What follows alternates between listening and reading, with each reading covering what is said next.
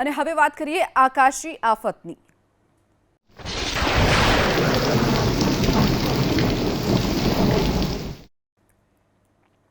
ઉત્તરકાશીમાં વાદળ ફાટતા તબાહીના દ્રશ્યો સામે આવ્યા છે। બડકોટ અને યમનોત્રી માર્ગ પર વાદળ ફાટ્યું।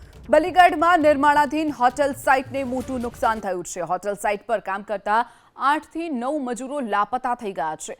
એસડીઆરએફ અને એનડીઆરએફની ટીમો પણ ઘટના સ્થળે પહોંચી અને રાહત બચાવની કામગીરી શરૂ કરવામાં આવી છે। તો વાદળ ફાટવાની જે ઘટના બની છે ઉત્તરકાશીના આ દ્રશ્યો છે જ્યાં વાદળ ફાટ્યું છે। બડકોટ અને યમનોત્રીનો માર્ગ જે છે તે પણ ધોવાઈ ગયો છે। જે દ્રશ્યો આપ જોઈ રહ્યા છો વાદળ ફાટવાની ઘટના યમનોત્રીમાં બની છે। એક તરફ બલીગઢમાં નિર્માણાધીન જે હોટેલ હતી જેમાં શ્રમિકો કામ કરી રહ્યા હતા લગભગ 8 થી 9 શ્રમિકો અત્યારે લાપતા બન્યા છે। તો એનડીઆરએફ અને એસડીઆરએફની ટીમ પણ ઘટના સ્થળે પહોંચી રાહત બચાવની કામગીરી હાથ ધરવામાં આવી છે।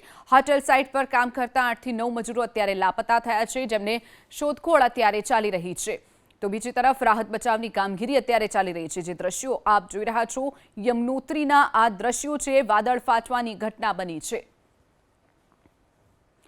તો આ તરફ રુદ્રપ્રયાગની વાત કરીએ। રુદ્રપ્રયાગના વિજયનગરમાં ભૂસ્ખલન થયું છે। કાટમાળ નીચે અનેક વાહનો દબાયા। કેદારનાથ બદ્રીનાથ નેશનલ હાઈવે પર ભૂસ્ખલન થયું છે। સિરોબગડમાં રસ્તા બંધ કરવામાં આવ્યા છે જેના કારણે અનેક વાહનો ફસાયા છે।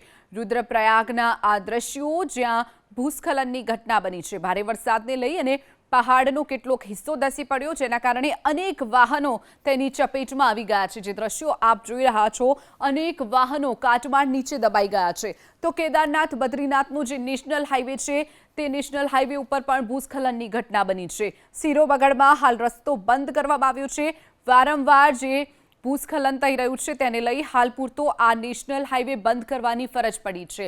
રસ્તો બંધ થતાં અનેક વાહન ચાલકો અનેક યાત્રિકો જે ચારધામની યાત્રા પર અત્યારે પહોંચ્યા છે તેઓ પણ ફસાયા છે। તો કેદારનાથ બદ્રીનાથ નેશનલ હાઈવે પણ અત્યારે બંધ કરવાની ફરજ પડી છે। રુદ્રપ્રયાગના વિજયનગરમાં ભૂસ્ખલન થયું છે તો કેદારનાથ બદ્રીનાથ નેશનલ હાઈવે પર પણ ભૂસ્ખલનની ઘટના।